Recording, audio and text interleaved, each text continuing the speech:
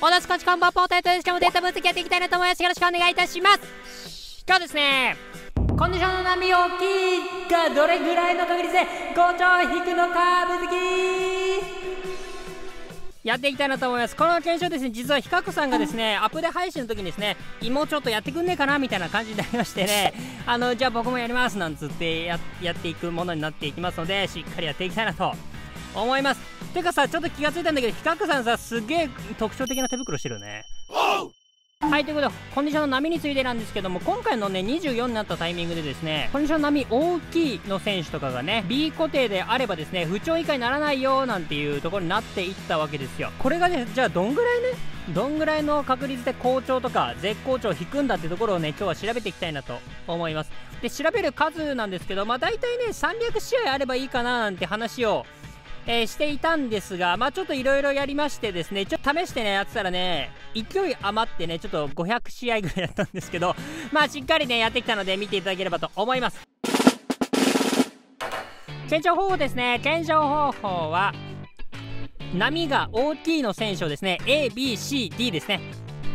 をスカットに入れて持ってきました。 A6 人 B6 人 C6 人 D5 人とっていう形でスカットを組んでねやっていきましたよっていう感じですね。波大きいの選手をですね、まずスタンダードからね探し当てるっていうのも結構大変だったんですけどもちょっとそれでまずねスカットを組んで、でこれ相手チーム側もですね同じようなスカットを組んでちょっとやってきました。はいという感じですかね。なのでこんな感じかな。こんな感じで ABCD 組んでですねやってきましたよっていう感じです。これで、ひたすらもうフレンドマッチやってこれ記録してっていうのを繰り返してやってきましたよって感じですね。はいということでですね、こっからやっていきたいなと思います。これダイジェスト版みたいな感じになっていますが、こんな形でですね、この時に僕はパソコン片手にですねデータを全部入力をしてですね、で相手側のやつもデータ入力して試合やって、でそしたらもうすぐギブアップすると。ちなみにギブアップされた側はですねマッチパスですねもらえるんですよね。知ってたこれ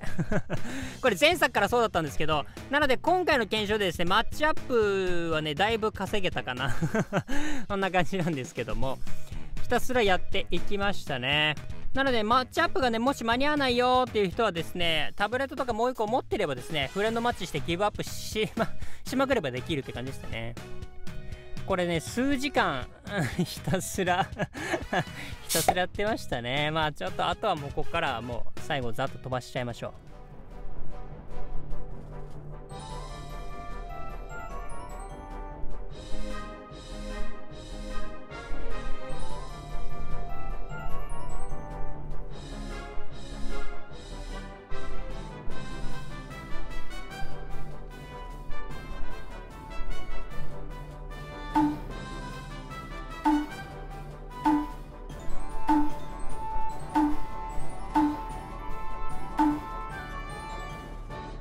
はいということでやってきましたということでですね、まずもう疲れたけどもまず結果を見ていきましょう。こうなりました。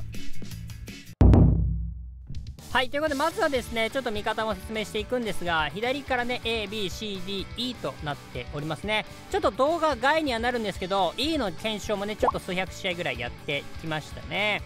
ちょっとライブアップで E のね大きいの選手がちょっと全然少なくてですね、なかなか試合数は稼げなかったんですが、だいたい100何百試合かできたかなっ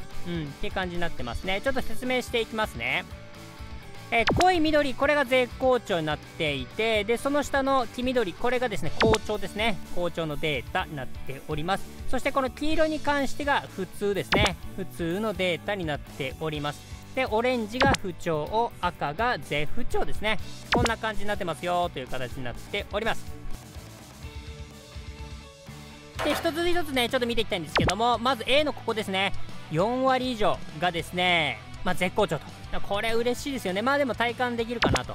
でそれと同じぐらいですね B と C でもね好調以上引けてたんですよね。なのでこれは結構ありがたいっすね。これは結構意外でしたね。なので全然大きいの選手でも割とやれるそんなデータになっているかなと思います。でですねちょっとそのまま横行くとこの D と E のところですね、これもね意外に3試合に1回ぐらいはね好調時引けてるってことなんですよね。これ結構嬉しいよね。普通にベンチ枠とかスパサブ枠っていうのかな、ライブアップで悪くても正直いけんのかなみたいな、ね、感じはしましたね。でちなみになんですけど、前作でねスパサブはね調子1個分上がらなかったので、そこは注意してください。前作スパサブはね数値で言うと1から2ぐらい一定でね総合値とか関係なく上がってたって感じだったので注意してくださいね。ちなみになんですが、調子の下がり幅っていうのは一定じゃなかったのでね、そこも、知っておくといいかなと思います。普通から不調、この下がり幅が一番大きかったですね。ちょっとねまたこれ前作の話なので今作またね、やりたいなと思いますので、もし気になる方でチャンネル登録しておくといいと思いますのでよろしくお願いします。はい、ちょっと話戻りますけども、なので D と E に関してはですね、控除引けるんですけど、その分ね不調とかも引きやすいので、そこはねちゃんと理解しておくといいのかなと思いますね。 C になると上2つの中でも好調が多くなり、下2つの中でも絶不調が多くなる、そんなイメージでね、ちょっと一つ気になったことがあって、絶不調の数なんですけど、これねどの試合もね最大で3だったんですよ。3以上にはならなかったんですね。これって1試合の絶不調の数で決まってるんでしたっけ？なんか俺前作ねそんなにねこのコンディション並みそんな気にしてなくて調べてないんですけど、もしね3だとしたら、これねもしかして E の選手3人入れたらみたいなね、ちょっとこすい考えがあるわけですよ。やってみました。あんま変わんない言うて100試合ぐらいなんですけど、これやったのそんなに変わんなかったかな。若干の違いもちろんあるんですけど、なんか誤差程度な感じはしますかね。数パーセントなんで、確かにね E がいない時は絶不調がそもそも0とか1とかの時も結構あったんで、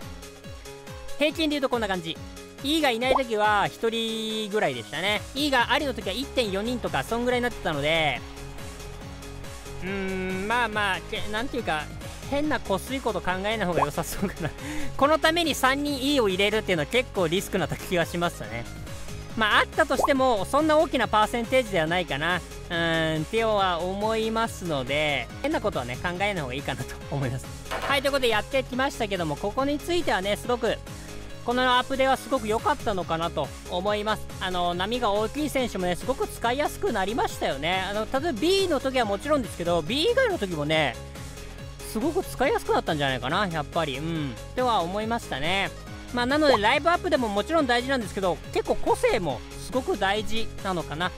コナミさんがコンディションの波についての捉え方がだいぶ変わったのかなと思いました。でね、こうやってこの結構すごくいいバランスになっててすごく嬉しいですね。なんか楽しい、ワクワクします幅すごく広がりますよね。その辺も含めてねスカットを組んでいただければなと思いますのでよろしくお願いいたします。あとは皆さんの波大きいの選手のおすすめの起用法とかもあればコメントで教えていただければなと思います。よろしくお願いいたします。はい、ということでいかがだったでしょうか。皆さんこの結果どう思いますでしょうか。皆さんのご意見ご感想クレーム等々あればですねコメントで教えていただければなと思いますのでよろしくお願いいたします。年内3万人を目指しておりますので、この動画が良かったら参考になったなと思った方はですね高評価チャンネル登録をしていただけるとすごく励みになりますのでどうぞよろしくお願いいたします。で皆さんのコンディション並みどんぐらいですか、それもコメントで教えていただければなと思います。よろしくお願いいたします。今日の動画これで終わりたいなと思います。また次回の動画でお会いしましょう。バイバイ。